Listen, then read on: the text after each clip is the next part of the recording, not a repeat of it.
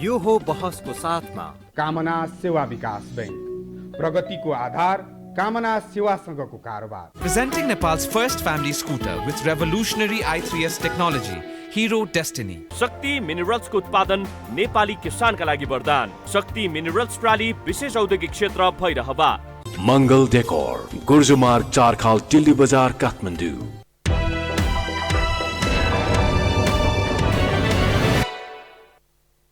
नमस्कार, यो बहसमा म यहाँहरूलाई हार्दिक स्वागत गर्दछु। जीवराम भण्डारी। आज यहाँहरू सामुने उपस्थित हुनुहुन्छ राजेन्द्र श्रेष्ठ। उहाँ जनता समाजवादी पार्टीका नेता हुनुहुन्छ, उहाँ सांसद पनि। अनि उहाँसँग आज म जनता समाजवादी पार्टीको जन्म यस्तो योजनाका साथ भयो, भएका नेपालका राजनीतिक दल, खास गरी कम्युनिस्ट अर्थात् नेकपा एमाले वा माओवादी केन्द्र र नेपाली काङ्ग्रेस, यीबाट अब चल्दैन है। त्यसकारण यसका विरुद्धमा वैकल्पिक शक्ति जन्मनुपर्छ यो देशमा। तब मात्रै देशले र नेपाली जनले एउटा ठिक मार्ग तय गर्न सक्छन्, नेतृत्व, उपयुक्त नेतृत्व प्राप्त गर्न सक्छन् भन्ने दृष्टिकोणका साथ जनता समाजवादी पार्टीको जन्म भयो। त्यसमा मूलत मधेस केन्द्रित भनिने व्यक्तिहरूको वर्चस्व, तर त्यहाँ राजेन्द्र श्रेष्ठ, डाक्टर बाबुराम भट्टराई, अशोक राई जस्ता नेपाली समाजमा स्थापित पहाडी मूलका भनौँ, अब यहाँ पहाड र तराईको कुरा त छँदैछ, यति उपयुक्त शब्द त होइन, तर समग्रमा नेपाली तर पहाडी मूलका यी व्यक्तिहरूको पनि गौरवपूर्ण उपस्थिति पार्टीमा रह्यो। नेपालको राजनीतिमा जुन उतार चढाव छ, यस क्रमसँगै जसपा अहिले फुटको सङ्घारमा घोषणा हुन मात्रै बाँकी रहेको अवस्था देखा पर्दछ। महन्त ठाकुर, राजेन्द्र महतोहरूले नेतृत्व गर्नुभएको एउटा पक्ष, अर्कोतर्फ राजेन्द्र श्रेष्ठ, अशोक राई, बाबुराम भट्टराई, उपेन्द्र यादव, यी पक्षले नेतृत्व गरेको अर्को पक्ष। आजै निर्वाचन आयोगमा उहाँहरू दुवै पक्षलाई बोलाएको छ। निर्वाचन आयोगले एक खाले के निर्णय गर्ला र आजैबाट विघटित प्रतिनिधि सभाको पुनर्स्थापना पश्चात पहिलो बैठक पनि बस्दैछ। अब जसपाको के हुन्छ, सरकारमा जाँदा के हिसाबले जाने देउवाको नेतृत्वमा, अनि त्यसबाट नेपाली जन र नेपाल देशले के आश गर्ने, देशलाई के प्राप्त हुन्छ, नेपाली जनले के आश गर्ने। राजेन्द्र श्रेष्ठ अनुभवले पनि खारिएको व्यक्ति भएको हुनाले यो यावत ती जिज्ञासाहरूलाई म सम्बोधन गराउने प्रयत्न गर्नेछु। सर्वप्रथम म उहाँलाई स्वागत गर्छु। स्वागत छ यहाँलाई। हजुर, धन्यवाद छ। अब म कहाँबाट अब यो तातो आम मानिसको चासो, मैले पृष्ठभूमिमा लामो बताएँ, त्यस कारण लामो प्रश्न म उठान गर्दिनँ। जसपा विकल्प हो, वैकल्पिक शक्ति हो, तपाईँहरूले एकदम कसी भन्नुभयो। तपाईँ त झन् एमालेको त्यो होनहार, त्यो नेतृत्व पङ्क्तिमा रहेको व्यक्ति, त्यो एमालेलाई दुत्कारेर, अलिक छुचो भाषा भन्दा लात हानेर भन्दा नि हुन्छ, लात हानेर तपाईँहरू विकल्पको कुरा गर्नुभयो। अब यहाँ आइपुग्दा फेरि भड्खालोमा बस्नु, पार्टी फुट्यो, घोषणा मात्रै हुन बाँकी छ। यसकारण मैले फुट्यो ठ्याक्कै घोषणा भन्ने आशय थियो। अब के हुने भयो त? यो त जनताले हेर्दा त राजनीति गर्ने जो मानिसहरू छन्, काङ्ग्रेस, कम्युनिस्ट, जसपा, यी सबै सिंहदरबारमा त्यो जुकासरी ठेको चुस्ने मात्रै रहेछन् राज्य कोषको। यी विकल्प सिकल्प जनता र राष्ट्रको कुरो चाहिँ केही होइन रहेछ भन्ने दृष्टिकोण मानिसले बनाउन थाले के। अब बताउनुहोस् त, यो आम मानिसको जिज्ञासा हो, के भन्नुहुन्छ तपाईँ? अब तपाईँले लामो पृष्ठभूमिसहित नै नेपालको राजनीतिका समस्याहरू बताउनु भयो। वास्तवमा कुनै पनि पार्टी भनेको चाहिँ समाजको प्रतिबिम्ब हो, होइन?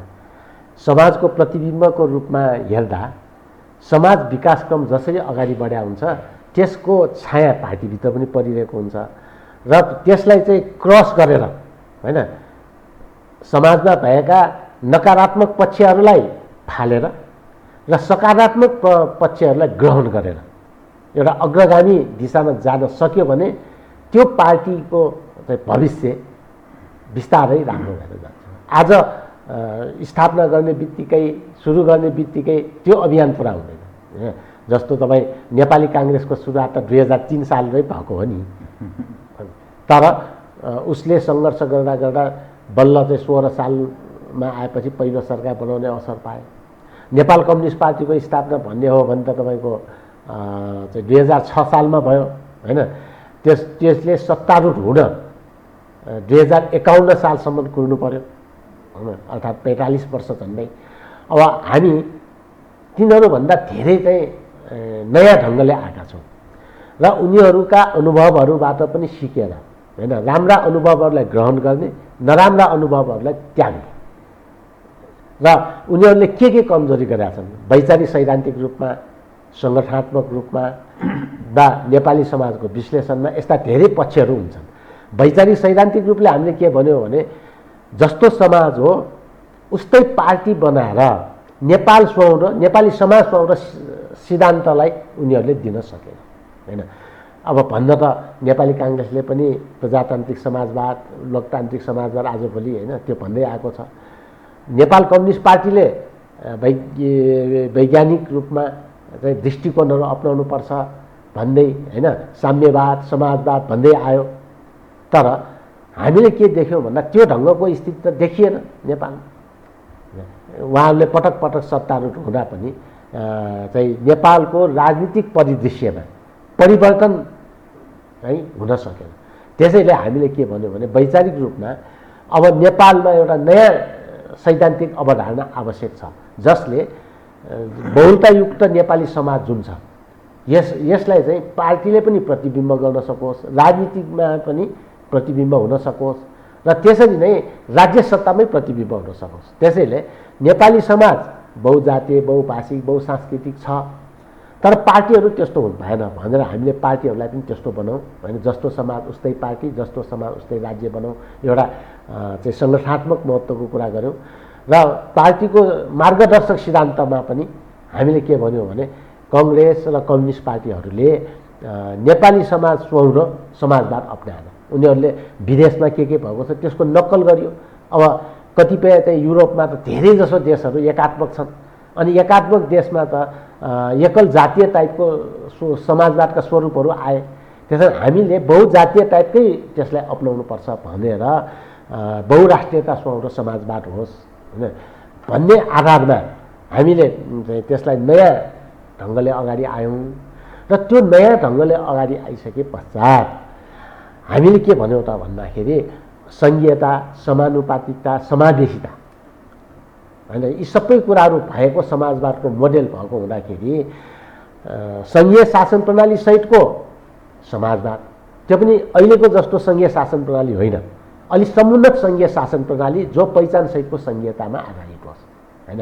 र समाजवाद पनि नेपाली विशेषताकै समाजवाद हो, यहाँको बहुराष्ट्रियता स्वाउँ र समाजवाद होस् भनेर हामीले चाहिँ यो ढङ्गले वैचारिक राजनीतिक कुरा अगाडि बढाउँदा समुन्नत सङ्घीय शासन प्रणाली भएको समाजवादी व्यवस्था भनेर समुन्नत सङ्घीय समाजवाद भन्यौँ। यस हिसाबले हामीले सिद्धान्तमा पनि, सङ्गठनमा पनि र भावनात्मक रूपले पनि सबै जातिहरू मिलेर बसेको होइन सङ्घ भनौँ न, एक किसिमको सङ्घ भन्ने बित्तिकै जस्तो युवा सङ्घ, विद्यार्थी सङ्घ, महिला सङ्घ, किसान सङ्घ आदि भन्दा पनि एक व्यक्तिको हुँदैन नि होइन, त्यहाँ चाहिँ विभिन्न व्यक्तिहरू मिलेपछि नै सङ्घ हुन्छ। त्यसै नै देशमा पनि विभिन्न जातिहरू मिलेर बसेपछि सङ्घ हुन्छ। त्यसैले चाहिँ सङ्घीय शासन प्रणाली भनेको विखण्डन र चाहिँ देशमा चाहिँ विद्रोह होइन, देशलाई चाहिँ टुक्रा टुक्रा गर्ने होइन, यदि टुक्रिएको मुटु छ भने पनि त्यसलाई जोड्ने, टुटेको कडीलाई पनि जोडेर एउटा चाहिँ वास्तवमा संहिता भनेको राष्ट्रिय एकताको आधारको रूपमा सबैको साझेदारी भएको एउटा राज्य सत्ता बनाऊ भनेर नै समुन्नत सङ्घीय समाजवाद भन्यौँ हैन। र त्यसैले सङ्गठनात्मक सिद्धान्तमा पनि हामीले नयाँ कुराहरू अगाडि सार्यौँ। नयाँ कुरा के अगाडि सार्यौँ भने आजसम्म नेपाली काङ्ग्रेसले लोकतान्त्रिक पद्धति भन्यो, तर नेपाल जस्तो मुलुकमा कस्तो हुने छ भने एउटा जातिको नेतृत्व र वर्चस्व भएको पार्टी बन्यो, अनि त्यहाँ चाहिँ के भने अरूको भावनाहरू प्रतिबिम्ब नहुने लोकतन्त्र जस्तो अब प्रत्यक्ष निर्वाचनमा एउटा जाति सधैँभरि बाहुल्यतामा आएपछि नै समानुपातिक निर्वाचन प्रणालीको कुरा उठ्यो होइन। त्यस्तै गरी हामीले सैद्धान्तिक रूपमा त्यसमा केही परिमार्जन लोकतान्त्रिक मात्र भनेर नपुग्ने रहेछ, अकेन्द्रीयता पनि अपनाउनुपर्छ भनेर लोकतान्त्रिक अकेन्द्रीयता भन्यो होइन।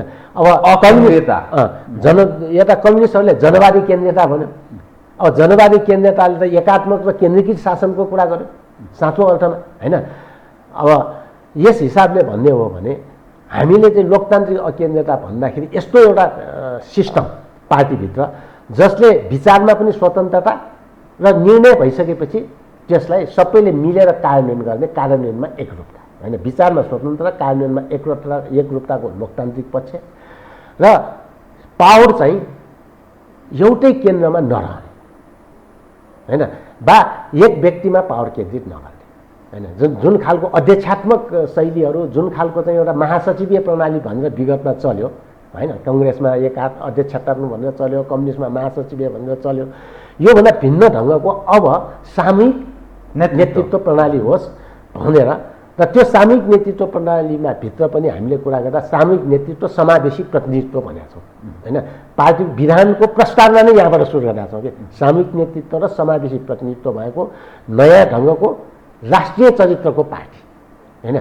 यहाँबाट सुरु गर्दै हामीले चाहिँ के भन्यौँ 11मा आइसकेपछि पार्टीको विधानको धारा 11मा आइसकेपछि सामूहिक नेतृत्वको कुरा मात्रै होइन, सङ्घीय ढाँचाको पार्टी, सबैले मिलेर चलाउने पार्टी भन्दा सङ्घीय ढाँचाको पार्टी पनि भन्यौँ र पावरहरू विभिन्न समितिहरूमा सेयर गर्ने होइन, पार्टीका पदाधिकारीहरूमा पनि पावर सेयरिङ हुने होइन, यस्तो एउटा विधान बनायौँ र धारा 47मा आएर अनि लोकतान्त्रिक अकेन्द्रीयता भन्यो।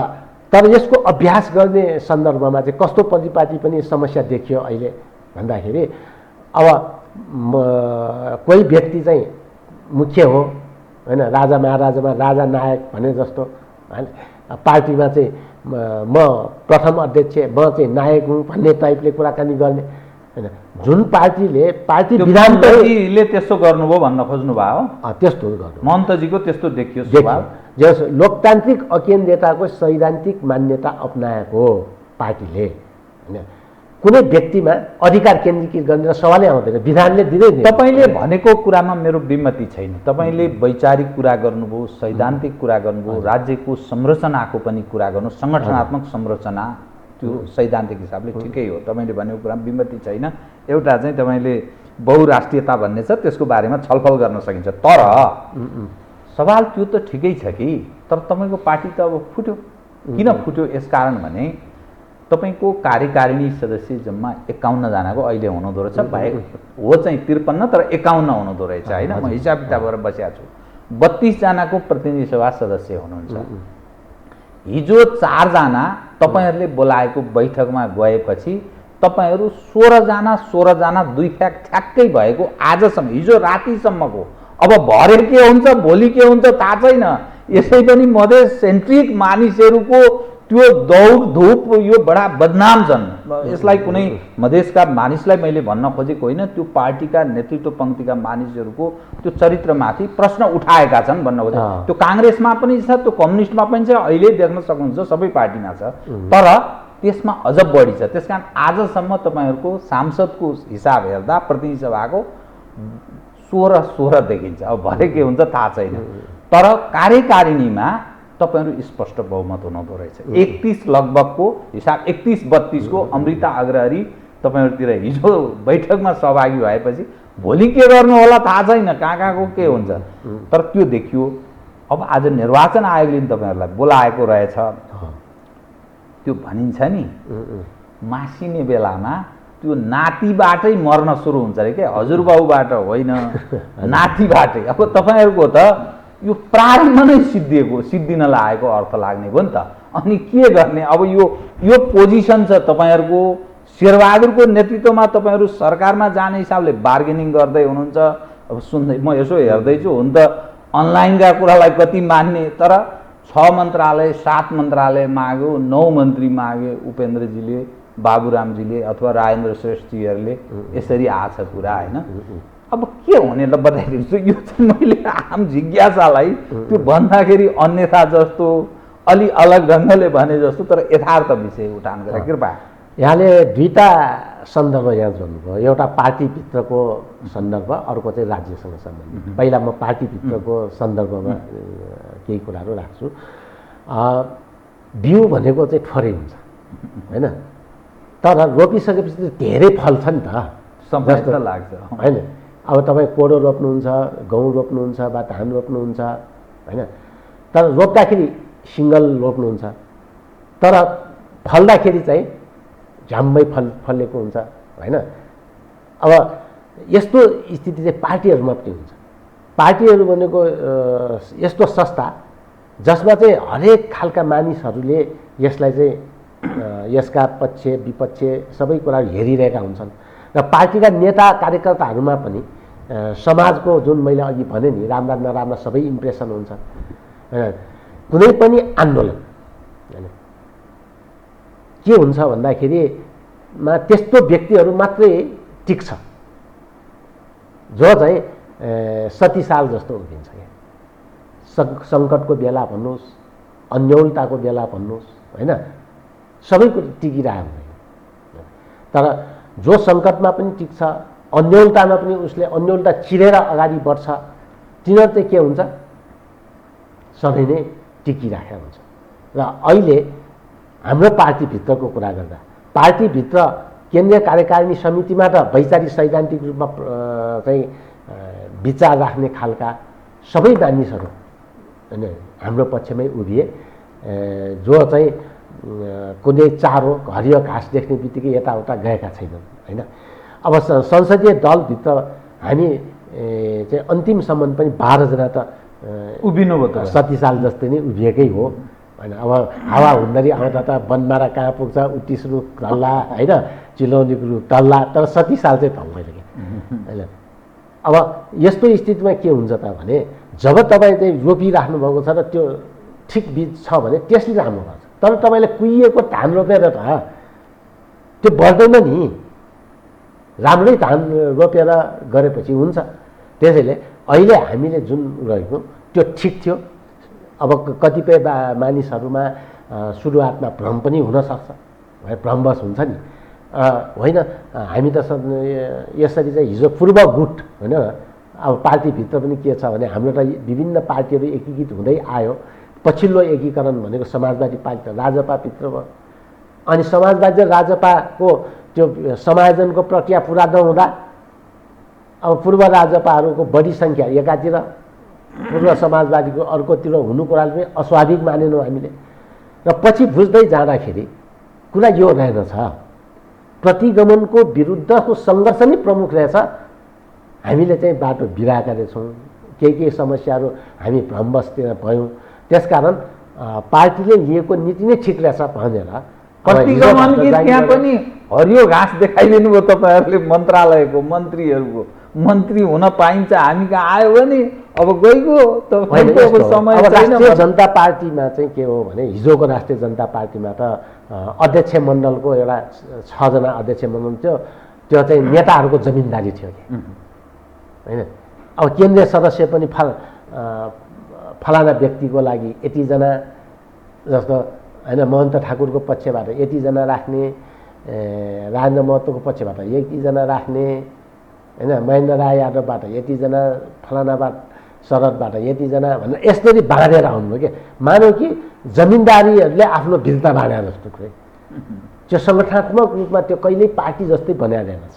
हामीले त्यो पछि समाजवादी राजपाको एकीकरणको बेला त्यसरी बाँडेर आउनु होइन। अब साँचो कुरा मैले यहाँ अभिव्यक्त गरेको हुँ। अब त्यो टाइपले पार्टी चाहिँ उहाँहरूको चल्दैको र वास्तवमा त्यो प्रवृत्तिले गर्दाखेरि त त्यहाँका कार्यकर्ताहरू जतिसुकै योग्य भए पनि पाउँदैनन्। जस्तो केपी ओलीको उमा जाँदा पनि जो अध्यक्ष मण्डलका छन् उनीहरूको पहिलो प्रायोरिटी हुन्छ होइन। त्यो नेता केन्द्रित पार्टी हो, त्यो कार्यकर्ता केन्द्रित पार्टी थिएन, त्यो विचार केन्द्रित पार्टी पनि थिएन, औसत केन्द्रित थियो। यसले गर्दाखेरि अब त्यहाँभित्रका समस्याहरूलाई हेरेर केही साथीहरूले त्यो सबै कुराहरू बुझ्नुभयो। वास्तवमा साँचो अर्थमा सैद्धान्तिक रूपले चलेको पार्टी, विचारमा चल्ने पार्टी चाहिँ जसपाभित्र हाम्रो पक्ष नै रहेछ भन्ने कुरा महसुस गरेर उहाँहरू आउनु फर्किनु भयो होइन। अब यसको के हुन्छ त? छिनोफानो कुनै मिल्ने ठाउँ सम्भावना पनि कतै छ कि, या अब घोषणा मात्रै हुन बाँकी छ, हामी प्रतीक्षा गरिरहेछौँ भन्ने स्थिति हो कि? र तपाईँहरूको पार्टी यो जन्मदै जो विभाजनमा गयो, यो राजनीतिक परिदृश्य पछिल्लो राजनीतिक घटनासँगै यो आन्तरिक मात्रै कारण छ कि अर्को कुनै तागतले फुटाइदियो भन्ने? यो 2-3 एकैचोटि जवाफ दिनुहोस् त। अब पार्टीभित्र बाह्य शक्तिहरूको प्रभाव नपर्ला म यो भन्दिनँ होइन। मैले भने नि पार्टी भनेको समाजको प्रतिबिम्ब हो, नेपाली समाजको पनि प्रतिबिम्ब हुन्छ। यहाँ हरेक हिसाबले प्रभावित त भइरहेकै हुन्छ। राष्ट्रिय अन्तर्राष्ट्रिय रूपमा आएको ट्रेन्डले पनि पार्टीभित्र प्रभाव पारेको हुन्छ। त्यो हिजैदेखि हामीले भोग्दै आएका छौँ, हेर्दै आएका छौँ। त अब स्थिति चाहिँ के हुन्छ त भन्ने सन्दर्भमा चाहिँ हामीले जुन अघि मैले एउटा सैद्धान्तिक अवधारणा, खास गरी यता चाहिँ पार्टीको मार्गदर्शक सिद्धान्तको मात्रै होइन, सङ्गठनात्मक सिद्धान्त लोकतान्त्रिक अकेन्द्रता पनि भन्यो, नेतृत्व प्रणाली सामूहिक नेतृत्व समावेशी प्रतिनिधित्वको पनि भने। अब यस्तो खालको विचार अपनाएको पार्टी, सङ्घीय ढाँचाको पार्टीमा व्यक्ति केन्द्रित हुँदैन, नेता केन्द्रित हुँदैन, नीति केन्द्रित हुन्छ भन्ने कुरालाई नै हामीले जोड दिएका छौँ र हामीले सबै मिलेर काम गर्नुपर्छ भन्ने भावनालाई नै अभिव्यक्त गरे हौँ। तर कहाँबाट अभिव्यक्त हुन्छ त? त्यो भन्दा समितिबाट अभिव्यक्त हुने हो होइन। अनि औपचारिक समिति के हो त? अहिलेको सबैभन्दा सार्वभौम समिति कुन त भन्दा केन्द्रीय कार्यकारिणी समिति, जसको सङ्ख्या अहिले तपाईँले अघि भन्नुभयो जस्तै 51 छ होइन। अब 51 सदस्यीय कार्यकारिणी समितिको बैठक बस्नु पऱ्यो नि त। सामूहिक नेतृत्व बैठकमा अभिव्यक्त हुन्छ। अनि लोकतान्त्रिक अकेन्द्रता भन्ने बहुमत अल्पमत भयो भने पनि तपाईँको लोकतान्त्रिक ढङ्गले छलफल चल्छ। छलफल चलेर चाहिँ अब तपाईँको बहुमतले भनेको निर्णय सकेसम्म चाहिँ अब सर्वसम्मत नभए बहुमतको निर्णय कार्यान्वयन हुन्छ होइन। अनि त्यो कार्यान्वयनको जिम्मेवारी पनि तोकिएको हुन्छ र कुनै एउटा व्यक्तिमा अधिकार केन्द्रित हुँदैन, चाहे त्यो अध्यक्ष नै किन नहोस् होइन। यस्ता कुराहरू त हामीले सैद्धान्तिक रूपमा गरौँ। तर उहाँहरूले चाहिँ के गर्नुभयो त? एक, संस्थागत रूपमा बैठकै नबस्ने, बैठक राखिएको छ भने पनि आजको बैठक स्थगित भयो भनेर एकजनाले चाहिँ वक्तव्य दिइदिने। अब संस्थागत कुरा, पद्धतिसङ्गत कुरा नै नगर्ने। हामी त्यसमा त आजित भइसकेपछि अब चाहिँ हामीले पटक पटक चाहिँ अब ल मिलाउनु त भनेर फेरि पनि एकदम द्वन्द्व व्यवस्थापन गरौँ, पार्टीभित्रको अन्तर पार्टी द्वन्द्वहरू हुन्छ, अन्तर पार्टी सङ्घर्षहरूलाई चाहिँ व्यवस्थित गरौँ भनेर पनि कुराकानी थाल्यौँ होइन। त्यसो गर्दाखेरि पनि उहाँहरू त्यो ढङ्गले आउन नचाहने, पार्टीको चाहिँ शीर्ष तहमा प्रमुख साथीहरू रहेको पदाधिकारीहरूको टिम छ होइन। अब त्यहाँ बसेर छलफल गरौँ भन्दाखेरि पनि नहुने। अब पछिल्लो बैठकमा चाहिँ एउटा बैठकको मिति तय भयो, एउटा चाहिँ वर्तमान राजनीतिक सन्दर्भमा एउटा राजनीतिक प्रस्ताव तयार गर्ने भन्ने भयो र त्यसको तयार गर्ने जिम्मेवारी मैले नै पाएको थिएँ। अनि तयार गरेर लगियो होइन। त्यहाँ अब सबै हामी 6 जना थियौँ, 6 जनामा छलफल भयो। एकदम राम्रो डकुमेन्ट छ, ठिक छ। यो अहिलेको प्रतिगमन विरुद्धको सङ्घर्ष र त्यसको चाहिँ निकासको सन्दर्भमा अझै यसलाई यसरी चाहिँ जाँदा राम्रो हुन्छ भन्ने सुझाव पनि आयो, त्यो अनुसार परिमार्जित पनि भयो। अब आजै चाहिँ बैठक थियो 11 बजे। बिहान चाहिँ अब आजको एजेन्डाहरू कसरी बस्ने भनेर हामी 6 जना बसेर छलफल गरेको बेला चाहिँ आज बैठक हुन सक्दैन भन्नुभयो। बैठक हुन सक्दैन किन? केही कारण छैन होइन। अनि यता बैठक हुन नसक्दै उहाँहरू चाहिँ गएर इन्द्रेणीमा बैठक बस्न जानुभयो। इन्द्रेणीमा अब पार्टीको आधिकारिक संस्थालाई चाहिँ किन बाइपास? यसरी आधिकारिक संस्थालाई बाइपास गरेर जाने ट्रेन उहाँहरूमा चल्यो, यो ठिक भएन। त्यसैले चाहिँ महन्त ठाकुरजी प्रथम अध्यक्ष होइन तपाईँको पार्टीको? हाम्रो पार्टीको विधानमा कहीँ पनि प्रथम अध्यक्ष छैन। अध्यक्षहरू द्वयको बिचमा कार्य विभाजन गरेर चलाउने भन्ने हो, त्यस्तो छैन। संसदीय दलको नेता राजेन्द्र महतोजीको दाबी गरिया थियो, त्यो के नि? त्यो पनि गलत कुरा हो। त्यो पनि हामीले चाहिँ अब संसदीय दलको विधानै पारित गरिसकेका छौँ। अनि हिजोको बैठक तपाईँहरूको औपचारिक हो? अब औपचारिक बैठक त आज हुन्छ हिजोको होइन। हिजो चाहिँ अनौपचारिक रूपले हामीले बस्यौँ, छलफल गऱ्यौँ। कसले बोलाउने? आजको औपचारिक बैठक चाहिँ कसले बोलाउने, के भन्ने? अहिले त तपाईँ हामी सबैलाई थाहा छ कि हामीले आधिकारिकता क्लेम गऱ्यौँ। आधिकारिकता क्लेम गर्न पर्नको कारण के हो भने हाम्रो पार्टीभित्र बहुमत छ होइन। अब सर्वसम्मतिले नै गरेर जाउँ भन्दा उहाँहरू नआइसकेपछि हामीले आधिकारिकता त क्लेम गऱ्यौँ राजनीतिक दल सम्बन्धी ऐनको दफा 43 र 44 अनुसार। अब आधिकारिकताको विवाद त अब केही दिनमा टुङ्गो लाग्ला। त्यो टुङ्गो नलागेको अवस्थामा हामीलाई औपचारिक बैठक बस्न त केही प्रब्लमहरू त रह्यो, तर बहुमतको बैठक चाहिँ हामीले बस्न सक्दछौँ। आज बस्नुहुन्छ त्यसो भए? हजुर। अनि अब त्यस हिसाबले हामीले विधानमा पनि होइन, विधानमा पनि हामीले के गर्नु, विगतमा यो ट्रेन्ड चाहिँ देखा परिसकेको स्थितिमा भोलि चाहिँ समस्या नआओस् भनेर महन्तजीले र उपेन्द्रजीले संयुक्त रूपले चियर गरेकै बैठकबाट विधानमा पनि हामीले के व्यवस्था गऱ्यौँ भने यो पार्टीमा सकेसम्म सर्वसम्मतले नभए चाहिँ बहुमतले निर्णय गर्नेछ भनेर चाहिँ हामीले त्यसलाई पनि निर्णय गरेर अगाडि बढ्यौँ। त्यसैले हामीले अहिले त बहुमतको निर्णयका आधारमा गयौँ। अब समस्या कसरी देखा परेको थियो त भन्दाखेरि एउटा संस्थागत ढङ्गले नचल्ने होइन, अनि हुँदै नभएको कुरा प्रथम अध्यक्षको कुरा ल्याएर चाहिँ गर्ने, प्रमुख कार्यकारी फलाना भनेर गर्ने, अनि यस्तो किसिमको ट्रेन्डहरू देखा पर्यो कि एउटै नाम, एउटै झन्डा, एउटै चुनाव चिन्ह भएर लेटर प्याडहरू होइन, पार्टीको छाप, सारा कुराहरू युज गर्दै। त्यसो गरेपछि त मानिसमा त भ्रम उठाउनु भयो। त्यसकारण हामीले भन्यौँ कि अब पटक पटक बैठक बोलाउँदा पनि उहाँहरू नआइसकेपछि, संस्थागत ढङ्गले जान नचाहेपछि त्यो अवस्थाबाट हामी चाहिँ अगाडि बढेर अहिले चाहिँ आधिकारिकता क्लेम गरेको। आधिकारिक भनेपछि अब जसपा फुट्यो भनेर बुझ्नु पर्यो होइन? साला खाला फुट्यो, अब कुनै त्यस्तो सम्भावना छैन। अब पार्टी फुट्दैन यहाँ। यसमा चाहिँ के हुन्छ भने जसपा 44(6) के भन्छ भन्दाखेरि जसको पक्षमा बहुमत छ त्यसैको नाममा पार्टी जनता समाजवादी पार्टीको आधिकारिकता उसले पाउँछ। अब अर्को पक्षले चाहिँ अर्को दल, नयाँ दल गठन गर्न सक्नेछ भनेको छ। अब अरू उहाँहरूले चाहिँ एउटा अवसर चाहिँ के पाउँछ भने नयाँ दल गठन गर्ने अवसर पाउँछ। त्यो स्थितिमा जसपा पुग्यो होइन? यो आज तपाईँकै मुखबाट सुन्यो। अब तपाईँसँग नि तपाईँले सैद्धान्तिक कुरा गर्नुभयो, वैचारिक कुरा गर्नुभयो, राज्यको संरचनाको कुरा गर्नुभयो, अनि देउबाको नेतृत्वको सरकारमा सामेल हुने कुरा आयो। अब त्यो दुनियाँले कसैले पत्याउँछ शेरबहादुरजी 5औं पटक प्रधानमन्त्री, अब 6औं पटकको सपना देखिरहनु भएको छ प्रधानमन्त्री हुने।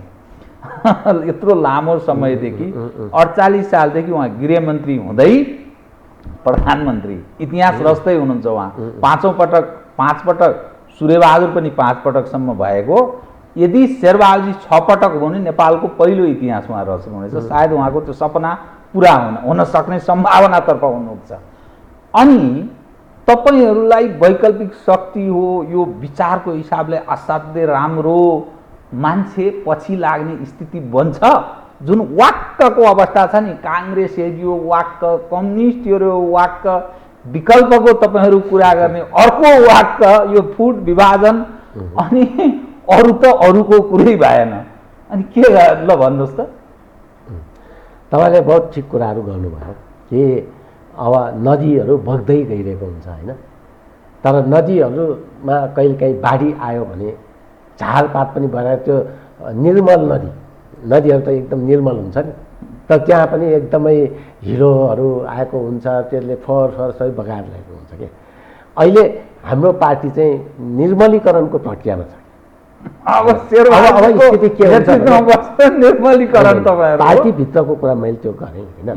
अब तपाईँ जब चाहिँ राज्यमा कुरा गर्नुहुन्छ कि शेरबहादुरले यस्तो किसिमको प्रवृत्ति छ, 5औं पटक प्रधानमन्त्री भइरहेछ, हिजो 4 पटक गर्दा चाहिँ को अनुभवबाट शिक्षा लिनुपर्छ, तपाईँहरू वैकल्पिक शक्ति कसरी गइराख्नु भएको छ भन्ने कुरा हो। अब एक हिसाबले हेर्ने हो भने कङ्ग्रेस र कम्युनिस्टको विकल्पमा एउटा नयाँ राजनीतिक विकल्प, एउटा राष्ट्रिय चरित्रको नयाँ शक्ति किन भन्यो भने यी पार्टीहरू हेऱ्यौँ कि हामीले, कङ्ग्रेस पनि हेऱ्यौँ, कम्युनिस्ट पनि हेऱ्यौँ, अरू विभिन्न क्षेत्रीय पार्टीहरू पनि हेऱ्यौँ होइन, विभिन्न जातीय पार्टीहरू पनि हेऱ्यौँ। यी सबै कुराहरू हेर्दा राष्ट्रिय भन्ने पार्टीमा पनि एकल जातीय नेतृत्व र वर्चस्व, क्षेत्रीय पार्टीमा त हुने नै भयो होइन, अब जातीय पार्टीहरूमा त हुने नै भयो। यस्तो स्थितिबाट एउटा नयाँ ढङ्गको राजनीतिक विकल्प निर्माण गरौँ भनेर नेतृत्व प्रणालीलाई नै समावेशी बनाएर सुरुवात गऱ्यौँ हामीले होइन। अब यो सुरुवातमै अब कतिपय के हुन्छ भने त्यो पहिलो गाँसमै ढुङ्गा भने जस्तो केही ढुङ्गा लागेकै हो, तर त्यसलाई चाहिँ उ गरेर जाउँला भनेर पार्टीभित्र भन्यौँ। अब यतापट्टि राज्यको सन्दर्भमा मैले के भन्न खोजेको छु भने प्रतिगमनको विरुद्धको सङ्घर्षमा होइन, अब हाम्रो पार्टीभित्र पनि दुई धार देखा पऱ्यो नि त। एउटा धारले ओलीलाई साथ दिन गयो। अब यति बेला चाहिँ के हो भने चाहे नेकपा एमाले भित्रको माधव नेपाल समूह भन्नुहोस् होइन, चाहे चाहिँ नेकपा माओवादी भन्नुहोस्, चाहे शेरबहादुर देउवा नेतृत्वको नेपाली काङ्ग्रेस भन्नुहोस् होइन, राष्ट्रिय जनमोर्चा भन्नुहोस् र हाम्रो पार्टी होइन, हामी पाँचवटा शक्ति चाहिँ के गर्यौँ भने त्यो प्रतिगमन विरुद्धको सङ्घर्षमा देशभित्र पनि हामीले सङ्घर्ष गऱ्यौँ र हाम्रो र माधव नेपालजीहरूको हकमा त पार्टीभित्रै सङ्घर्ष चल्यो नि त। त्यसकारण प्रतिगमन विरुद्धको सङ्घर्षको उपस्वरूप के भयो, अहिले चाहिँ हिजोको जनमतका आधारमा सबैभन्दा हामी पाँचवटामा प्रमुख दलको रूपमा त नेपाली काङ्ग्रेस छ। अब ठुलो पार्टी यी पाँचवटा मध्येमा ओलीजी बाहेक ओलीजीले नेतृत्व गरेको एमाले अरू सङ्घर्षमा 5 दलमा त्यहाँ उहाँ र त्यसैले उहाँलाई हामीले प्रधानमन्त्रीको रूपमा अगाडि सार्नु संसदीय व्यवस्थाभित्रको एउटा स्वाभाविक प्रक्रिया हो र त्यस हिसाबले उहाँलाई हामीले अगाडि सार्यौँ र विगतका कमी कमजोरीहरूबाट हटाउँदै नयाँ ढङ्गले जानका लागि एउटा हामीले प्रस्ताव गरेका छौँ। उच्च स्तरीय राजनीतिक संयन्त्र बनाउँ सबै पार्टीको बसेर होइन, किन भन्दा यो नेपाली काङ्ग्रेसले मात्रै गरेर आएको पनि होइन, हामीले मात्रै पनि होइन, माओवादीले मात्रै पनि, अरू उच्च स्तरीय राजनीतिक संयन्त्र बनाउने नै हो। त्यसबारे हामीले चर्चा परिचर्चा त अब भइ नै सकेका छ। अब त्यसबारे हामी त्यो समानान्तर राज्यको समानान्तर एउटा शक्ति निर्माण हुन्छ, त्यसले अर्को एउटा अवस्था सिर्जना गर्छ भन्छन् नि त। त्यस्तो हुँदैन, किनभने कोलिसन कल्चर पहिले सूर्यबहादुर थापाले भूमिगत गिरोह भन्थे नि, जसलाई संविधानले चिन्दैन त्यो अर्को संयन्त्र बनाउने भनेको चाहिँ त्यो त त्यति बेला अर्को संयन्त्र बनाइएको होइन। सूर्यबहादुर थापाले जसलाई भूमिगत गिरोह भने त्यो भनेको दरबारसँग सम्बन्धित कुरा। अब यो पनि त त्यस्तै दरबार भनेको त तागत हो नि, हामीले यसलाई चाहिँ किन शक्ति खिचेपछि त अनि फेरि त्यस्तै हुने भयो नि त। फलानलाई अब त्यसो प्रतिगमन विरुद्धको सङ्घर्ष पनि त अब नि त्यस्तै भन्न जान्ने त होइन नि, किनभने सहकार्यको संस्कृति मैले जुन भने नि कोलिसन कल्चर हाम्रो देशमा आएकै छैन। भारतमा पनि तपाईँको एनडिए र युपिए हुन्छ हो, अहिले छ नि त सोनिया गान्धीको नेतृत्वमा प्रोग्रेसिभ एलायन्स छ। अब यतापट्टि तपाईँको चाहिँ मोदीको नेतृत्वमा एनडिए छ, नेसनल डेमोक्रेटिक एलायन्स होइन। अब यस्तो चाहिँ एलायन्सहरूको त बैठक भइरहेको छ नि। प्रधानमन्त्री मोदी भए पनि एनडिएको संरचना त छ त, विभिन्न पक्षहरू गिरो भन्दैन, कोलिसनभित्र आएका समस्याहरू होइन, उठेको प्रश्न मात्रै मैले उठाइदिएको र त्यो समस्याहरूको हल गर्ने त्यसका लागि हो उच्च स्तरीय राजनीतिक संयन्त्र होइन। अब त्यस्तो बनाएर हामीले एउटा कोलिसनको विधिवत कुरा गरौँ। किन हामीले यो भनिरहेछौँ भने अहिले भन्नुहोस् न यो इक्वेसन बनाउनका लागि होइन प्रधानमन्त्री चाहिँ केपी ओलीले जब चाहिँ 2 पटक विघटन गर्यो र अदालतले पुनर्स्थापित गर्ने स्थिति बन्यो, डे 1देखि नै होइन पुस 5बाट प्रारम्भ भएको हो नि। हामीले त्यही दिन चाहिँ घटनाको तत्काल प्रतिक्रिया स्वरूप काठमाडौँमा चाहिँ मसाल जुलुस निकालेर त्यसलाई चाहिँ विरोध गऱ्यौँ होइन। विभिन्न रूपमा अरू पार्टीहरूसँग वार्ता गऱ्यौँ। यो चाहिँ सङ्घर्षमा त हाम्रो पार्टी अग्रगामी नै छ। अनि अब सबै मानिसहरू पार्टीमा चाहिँ अब सरकारमा गएको हुँदैन, त्यस्तो बेला चाहिँ अब सबैलाई समेट्नु पर्यो। जस्तो अहिले अब प्रधानमन्त्रीको रूपमा होइन शेरबहादुर देउवा भए पनि त्यसलाई चाहिँ अगाडि बढाउनका लागि चाहिँ एकदम सुरुवात गर्ने मध्ये हामीले के गऱ्यौँ। त्यसपछि अब तपाईँको प्रचण्डजीले त्यति मेहनत गर्नुभएको छ होइन, यो ढङ्गले अगाडि बढ्न। अनि वास्तविक किङ मेकर चाहिँ तपाईँको अब महाराज नेपाल हुनुभएको छ, आफ्नो पार्टीभित्र त्यत्रो सङ्कटलाई तारिरहनु भएको छ। अब राष्ट्रिय जनमोर्चा होइन, उहाँहरूले पनि ल यो अभियानमा साथ दिन्छु भन्नुभएको छ। अब उहाँहरू सरकारमा सामेल हुने अवस्था छैन होइन, किनभने उहाँ त संहिताको सवालमा फेरि तपाईँहरूसँग कुरा मिल्दैन। अनेकौँ कुराहरू छन्। त्यस कारण यी सबै कुराहरूलाई चाहिँ सम्हाल्नका लागि एउटा चाहिँ उच्च स्तरीय राजनीतिक संयन्त्र भयो भने राम्रो हुन्छ। त्यो सरकारमा देउबाको नेतृत्वको सरकारमा सामेल हुनेमा तपाईँहरूलाई कति मन्त्रालय, माधवजीहरूलाई कति, प्रचण्डजीहरूलाई कति, अनि काङ्ग्रेसलाई कति रहने के हिसाब किताब भएको छ, अर्थात् तपाईँहरूको चाहिँ कति हो माग? अहिले हामीले चाहिँ अब यो समीकरण बनाउन एउटा निर्णायक भूमिका त हामीले खेलेका छौँ र त्यस्तो स्थितिमा कस्तो किसिमले चाहिँ अगाडि बढ्ने भन्ने कुरामा प्रधानमन्त्रीले होइन आफैले चाहिँ ल यो इक्वेसन बनाउन हामी सबै चाहिँ इक्वल पार्टनर्सहरू भएर आएका हौँ, त्यस कारण मिलेर हामीले ल यसरी जाउँ है भनेर एउटा मापदण्ड बनाएर प्रस्ताव गर्नुपर्छ होइन। अहिले हामीले चाहिँ यो यति मन्त्रालय त्यति मन्त्रालय भन्ने तहसम्म हामी पुगेकै छैन। अब कार्यदललाई चाहिँ होमवर्क गर्न दिने भनेको छ होइन, म आफै पनि त्यो कार्यदलको हो र हिजो प्रतिगमन विरुद्धको सङ्घर्षको क्रममा पनि कार्यदल थियो। त्यति बेला पनि हामीले चाहिँ कार्यक्रमहरू बनाउँथ्यौँ, सबै कामहरू गर्थ्यौँ होइन। तपाईँ पनि एउटा प्रोग्राममा आउनुभएकै थियो होइन। अब यस हिसाबले हामीले चाहिँ होमवर्क गर्नेछौँ र अहिले अब यति मन्त्रालय त्यति मन्त्रालय भन्ने ठाउँमा हामी छैनौँ। तर अब दुधालु मन्त्रालय भन्छ नि, त्यो चाहिँ भट्टाभट खाइसक्यो। अब गृह मन्त्रालय त्यो पुलिस सिडिओ परिचालन गरेर डाङडुङ गर्ने काङ्ग्रेसले लिइसक्यो, अर्को मालदार मन्त्रालय प्रचण्डजीले दब्काइसके। अब बडा कठिन छ यो, बडा गाह्रो। एनिवे यो विषय अलि पछि छोडिदिनु। नेपालमा एउटा यही संस्कृति होइन, जनार्दन शर्मा भन्ने गाछन् नि फेरि अर्को मालदार मन्त्रालय। त्यसैले तपाईँहरू अब यो बडा कठिन स्थिति छ कि नेपालको राजनीतिमा।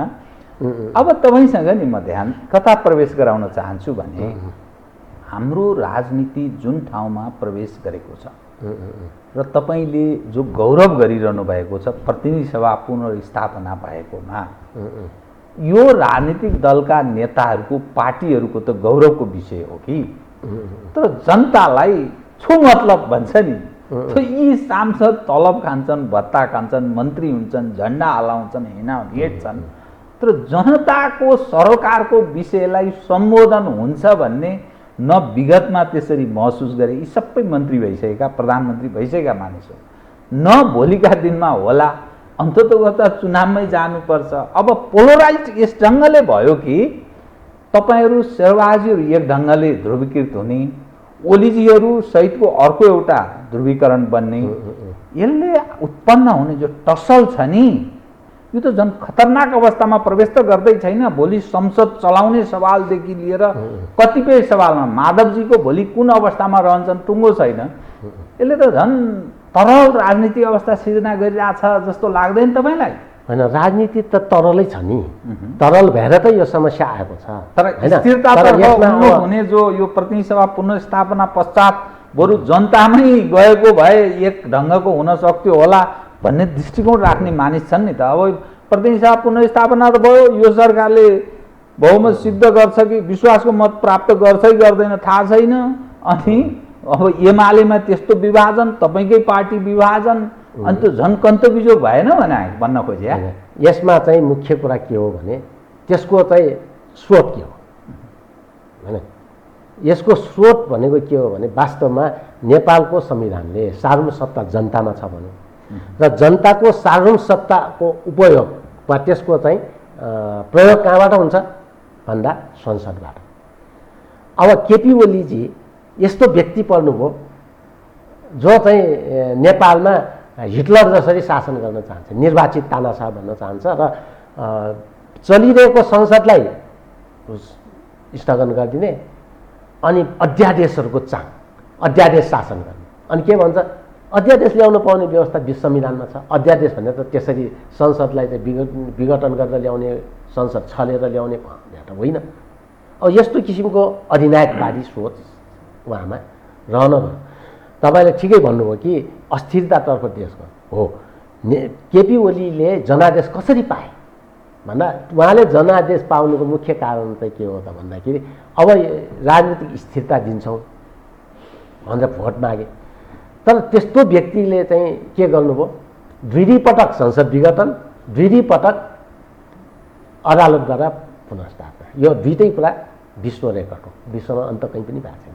त्यति मात्रै होइन, यस्तो तानाशाह जन्म्यो कि अलिकति चाहिँ लुप होल्स पायो भने त्यही पोल्स प्रयोग गरेर जाने। जस्तो 76-5 को सरकार बन्नुभन्दा अगाडि उहाँले के भन्नुभएको थियो, मैले वैशाख 27 गते विश्वासको मत लिन सकिनँ, त्यसकारण चाहिँ अब वैकल्पिक सरकारको लागि मार्ग प्रशस्त गर्ने भएकोले चाहिँ म विश्वासको मत नलिकन 76-4 नलिकन 76-5 अनुसार जान्छु, उहाँले त यही भन्नुभयो नि। तर जब हामी दाबी गर्न गयौँ उहाँ फेरि लिगलिगे दौडमा चाहिँ त्यहाँ पुगेर राष्ट्रपति कार्यालय पुगेर फेरि दाबी गर्नु, यति इमोरल, कुर्सी मात्रै देख्ने अरू केही पनि नदेख्ने होइन। यस्तो स्थिति आइसकेपछि अब हामीले त्यसको प्रतिवाद त गर्नै पर्यो होइन। त्यसकारण यो सबै करातो यसरी तरलता हुनु, अस्थिरता हुनुको जिम्मेवार त्यो हो। र अब हामीले चाहिँ प्रतिगमन विरुद्धको सङ्घर्षमा चाहिँ नयाँ स्थिति आइसकेपछि जुन एउटा चाहिँ अब अदालतको निर्णय भयो, एउटा त्यो निर्णय पनि अब एउटा ऐतिहासिक निर्णय भयो। विश्वमा चाहिँ मलाई लाग्छ अब हामीले आजसम्म भारतमा के भयो, अमेरिकामा के भयो वा जर्मनमा के भयो, यस्ता नजिरहरू खोज्यौँ के। अब विश्वको लागि यो यसपटकको निर्णय चाहिँ हामी अब नेपालमा के भएर छ भने नजिर हेर्नुपर्ने स्थिति आयो नि। हाम्रो अदालत त्यो रूपमा इन्टरनेसनल कम्युनिटीले अब हेर्दै लेभल छ, जुन संस्था पुरै पोलिटिसाइज भएको, कार्यकर्ताको भर्ती केन्द्र भएको, आइएनजिओहरूको अखडा भएको, जगजाहेरको मानिस पुरा गर्छन्, चर्चा गर्छन्। तपाईँ नीतिहरूको राजा, राजनीतिक मानिसलाई स्थापित 3-4 जना 4-5 जना मानिसले गरिदिने, अनि तपाईँहरू चाहिँ मख पर्ने, यही हो राजनीति भने। तपाईँले बडो ठिक कुरा भन्नुभयो होइन। तर जब जनताको अङ्कुशमा चाहिँ नेता बस्दैन त्यो निरङ्कुश होइन। निरङ्कुश शासकलाई या त तपाईँले सडकबाट गर्नु पर्यो, कोभिड नभएको भए हामी सडकबाटै फालिदिन्थ्यौँ होला, फाल्न सक्नुहुन्थ्यो, सकिन्थ्यो, किन त्यस्तो तानाशाहले त्यो पञ्चरालीहरू जस्तोको कुनै अर्थ छैन होइन। त्यो हायर गरेर मोटरसाइकल ल्याएर लाखौँ खर्च गरेर त्यसको खासै अर्थ छैन, जनताको अभिमत त्यस्तो होइन।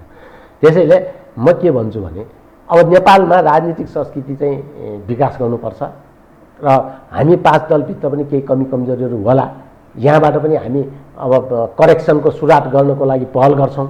र तपाईँले यो फलाना मालदा थचङ नाच्दा जुन भन्नुभयो, यो नेपालमा अहिले तलसम्म त्यस्तो छ कि वास्तवमा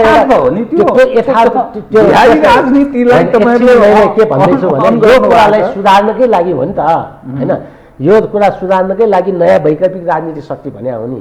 यस्तो फरी खेल नहोस् भनेर हामीले प्रत्यक्ष निर्वाचित राष्ट्रपति, पूर्ण समानुपातिक संसद होइन, वा संसदभित्रको खरिद बिक्रीदेखि लिएर हङकङ ब्याङ्कक सवालदेखि लिएर होटेल काण्डहरू होइन, सांसदलाई चाहिँ बन्धुवा मजदुर जस्तो थाहा, यो सबै कुरा त संसदीय व्यवस्थामा चल्यो। त्यो अन्त्य गर्नका लागि नै हाम्रो पार्टीले के भन्यो, अब प्रत्यक्ष निर्वाचित राष्ट्रपति, पूर्ण समानुपातिक संसद र मन्त्रीहरू को बन्ने भने विशेषज्ञहरू, सांसद मन्त्री बन्ने होइन। त्यो ढङ्गले जाउँ। अब अहिले त्यो संस्कृति नभएको हुँदाखेरि वर्तमान स्थितिमा तपाईँले भनेका जस्ता केही कुराहरू देखिए पनि वास्तवमा फलाना मन्त्रालय मालदार त्यो होइन, फलाना त्यो त्यस्तो होइन। यो संसदीय व्यवस्थाको एउटा विकृतिको रूपमा त्यो छ, मैले भने नि। अब हामी त के चाहन्छौँ भने साँच्चै मैले तपाईँ इमान्दारितापूर्वक भन्नु पर्दाखेरि र हामीले जुन बेला सङ्घीय समाजवादी पार्टी बनायौँ नि 9 वर्ष अगाडि 2069 सालमा होइन, त्यो बनाएका थियौँ। त्यति बेला हामीले एउटा कुरा भनेका थियौँ कि हाम्रो घोषणापत्रमै हामीले भनेका थियौँ सांसदहरू चाहिँ अब मन्त्री बन्दैनन् र मन्त्रीहरू विशेषज्ञहरूबाट आउँछन्, जस्तो कानुनमा विशेषज्ञताहरूको, अर्थमा विशेषज्ञ अर्थमन्त्री होइन, अब आन्तरिक मामिला सम्बन्धी चाहिँ एउटा सुरक्षामा चाहिँ विशेषज्ञताहरू सुरक्षा मन्त्री हो, त्यो चाहिँ प्रधानमन्त्री गरेर आउँछ।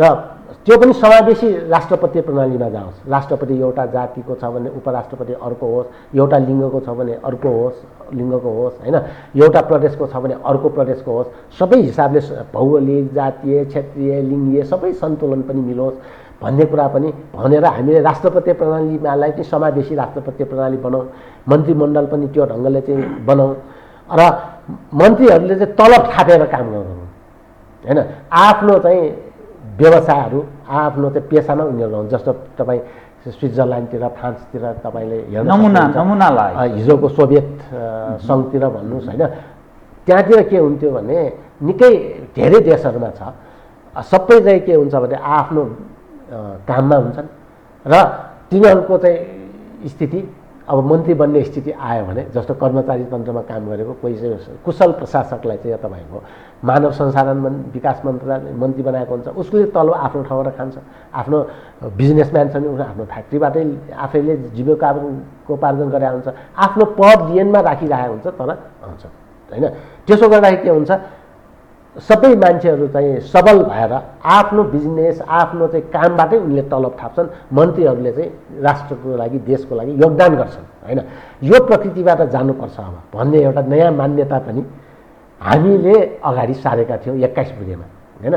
त्यसमा अडिरहनु भएको छ होइन तपाईँहरू यथावत। अब राष्ट्रपतीय प्रणालीमा गइसकेपछिको स्थितिमा अब नयाँ त्यो मान्यतामा अड्नु भएको छ तपाईँहरू, त्यो अझै पनि अहिले चाहिँ हामीले मैले सङ्घीय समाजवादी पार्टीको घोषणापत्रको कुरा गरेको छु। अहिले जनता समाजवादी पार्टीको घोषणापत्र हुँदा 4वटा घोषणापत्रहरू तयार गरियो होइन। अब यसबारे हामीले अब विगतमा गरिएका कुराहरू आज सबै कुराहरूलाई छलफल गरिसकेका छैनौँ, किन अहिले भर्खर जनता समाजवादी पार्टी बनेको छ। यस्ता कुराहरू पनि छलफल गर्नुपर्छ र यसका लागि आवश्यकता चाहिँ के हुन्छ भने पूर्वाधार चाहिँ मुलुकले लोक कल्याणकारी राज्यको रूपमा रूपान्तरित हुने होइन। यसको पूर्वाधारहरू चाहिँ के हुनुपर्ने हुन्छ भने सबै नेपाली नागरिकहरूले चाहिँ रोजगारी पाउने होइन, रोजगारी नपाएकाहरूले पनि एउटा बेरोजगार भत्ता पाएर उसले काम गर्न सक्ने होइन, सबैको चाहिँ संरक्षक चाहिँ राज्य हुने त्यो अवस्था ल्याउन सक्नुपर्छ। त्यस्तो स्थिति ल्याउनका लागि हामीले पहल गर्छौँ। मैले भनेको त्यो तपाईँले देखेको ड्रिम चाहिँ साँच्चै सुन्दर एउटा सपना हो त्यो, किनभने लोक कल्याणकारी राज्य समग्रमा मानिसहरू खान लाउन बस्न नपाउने अवस्थाबाट वञ्चित हुनु नपर्ने, त्यो बडा राम्रो तपाईँले सुन्दर एउटा सपना जो देख्नु भएको छ। अब म कार्यक्रमको ठिक अन्त्यमा आएँ, तपाईँलाई म 2 मिनटभन्दा समय दिन्न। जुन स्थितिमा तपाईँहरू प्रवेश गर्नुभएको छ, जुन तरल राजनीतिक अवस्था छ त्यसलाई पनि तपाईँले स्वीकार्नु भयो, तपाईँको पार्टी यो स्थितिमा प्रवेश गर्नमा कुनै तागतको भूमिका छ भन्छन्, अन्तर्राष्ट्रिय तागत, तपाईँ मान्नुहुन्छ त्यो? अब यो कुरा चाहिँ के हो भने विभिन्न मान्छेहरूले विभिन्न किसिमका अड्कलबाजी गर्छन् होइन। विभिन्न शक्तिहरूले आफ्नो ठाउँमा प्रभाव जमाउन पनि खोज्छन् होइन, चाहे चाहिँ त्यो 7 समुद्र पारीका हो, चाहे चाहिँ नयाँ हामीसँग सँगै जोडिएका देशहरू हुन् होइन, चाहे चाहिँ यो भेगिए महादेशी मुलुकहरू हुन्, सबैले त्यो आफ्नो प्रभाव क्षेत्र विस्तार गर्न प्रयत्न गर्छन्। तर त्यो कुरा चाहिँ के हुन्छ भने आफ्नो उस्नुपर्छ। म जतिसुकै हृष्टपुष्ट, तपाईँ जतिसुकै हृष्टपुष्ट देखिए पनि तपाईँको हाम्रो चाहिँ कलेजो फरक भयो समस्या भयो भने बा मुटु समस्या भयो भने बा तपाईँको चाहिँ फोक्सो समस्या भयो भने तपाईँलाई समस्या त देखा पर्छ, बाहिर देखिने कुरा मात्रै होइन। त्यसैले हामी आन्तरिक रूपमा स्वस्थ भयौँ भने मात्रै बाह्य रूपमा स्फूर्तिताको मतलब हुन्छ क्या। तपाईँहरूको यो स्थिति चाहिँ अब कहिलेसम्ममा ठ्याक्कै क्लियर स्पष्ट कहिलेसम्म डेट बताइदिनुहोस् त, किनभने आज निर्वाचन आयोगले बोलाएको छ। यो अन्यलमा राख्नु भएन नि त मानिसलाई, एमाले पनि त्यही अन्यलमा राखिरहेछ, तपाईँहरू पनि यो अन्यलमा कहिलेसम्ममा क्लियर हुन्छ? यो मेरो विचारमा चाहिँ 1 हप्ताभित्र नै, 1 हप्ताभित्रमा सबै कुराहरू क्लियर हुनुपर्छ। किन भन्दाखेरि अहिलेको पारदर्शी हुन्छ। के भन्दा हामीले विभिन्न प्रक्रिया पार गर्दै होइन, हाम्रो निर्वाचन आयोगले विवादित मिति भनेर जेठ 17 भनेको छ, त्यो त्यसबाट 45 दिनभित्र गर्नुपर्ने सबै कानुनी प्रावधानहरू सबै कुराले गर्दाखेरि 1 हप्ताभित्र नै। अनि मन्त्रीमा सामेल हुने चाहिँ कहिले, त्योभन्दा पहिले कि पछि मन्त्रीमण्डल? अब पार्टीको आधिकारिकताको विवाद टुङ्गिएपछि नै त्यो हुन्छ र त्यस सरकारमा चाहिँ जाने होइन त, त्यसको लागि चाहिँ हामीले अब देउबा नेतृत्वको सरकारमा तपाईँहरूको सहभागिता त रहने पक्का पक्की होइन। जुन सरकार नै हामी समेत संलग्न भएको सङ्घर्षको उपज हो, त्यसमा चाहिँ हामी सामेल हुनु स्वाभाविक कुरा नै हो र त्यसको लागि अब कमन मिनिमम प्रोग्राम बनाउने भन्ने छलफल भइसकेको छ। अब त्यसको लागि हामी तयारी गर्दैछौँ। त्यसमा धेरै कुराहरू आउँछ हैन। अब अन्तिममा पनि म एउटा कुरा अघि जुन भने एउटा अझै पनि मैले एउटा जोड्ने एकदम छोटकरी मसँग समय भयो लामो मैले भन्दिनँ।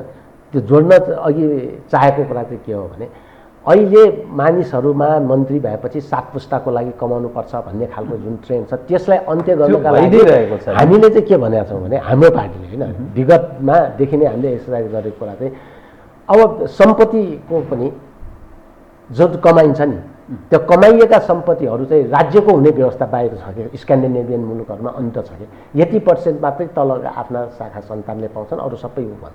त्यसो भयो भने त्यो भ्रष्टाचारको कमजोर हुने जस्तो स्क्यान्डिनेभियन कन्ट्रीहरूमा भ्रष्टाचार एकदमै न्यून हुन्छ। स्विडेन, फिनल्यान्ड किन भन्दाखेरि त्यहाँ त्यस्तो खालको व्यवस्था छ नि त। सम्पत्ति मानिसहरूले आर्जन गरेको हुन्छ, आफू चाहिँ विभिन्न रूपमा कमाएको हुन्छ।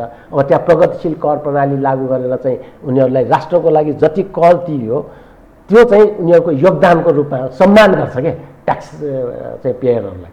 अनि उसको मृत्यु पश्चात पनि उसका सम्पत्तिहरू राज्यका नाममा दिएर गएको हुन्छ।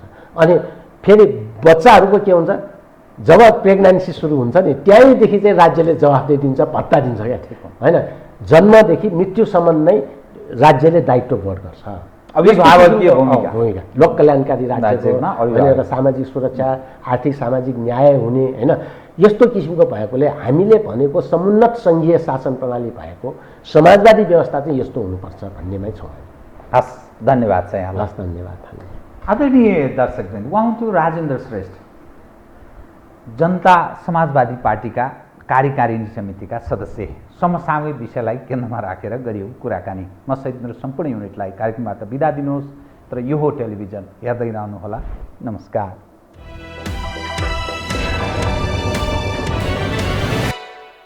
यो हो बहसको साथमा कामना सेवा विकास बैंक, प्रगतिको आधार कामना सेवासँगको कारोबार। Presenting Nepal's first family scooter with revolutionary i3s technology, Hero Destiny. शक्ति मिनरल्सको उत्पादन नेपाली किसानका लागि वरदान। शक्ति मिनरल्स प्रणाली विशेष औद्योगिक क्षेत्र भैरहवा।